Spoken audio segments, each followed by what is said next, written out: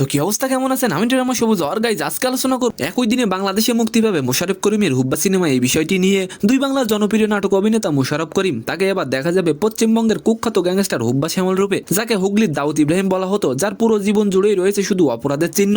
মূলত গ্যাংস্টার হুব্বার জীবন কাহিনী নিয়েই নির্মিত হয়েছে হুব্বা সিনেমাটি। 24শে নভেম্বর মুক্তির কথা ছিল হুব্বা, তবে মুক্তির দিন পিছিয়ে জানুয়ারির 19 তারিখ ঠিক করা হয়। বাংলাদেশে ছবিটি আমদানি করবে জাজ মাল্টিমিডিয়া।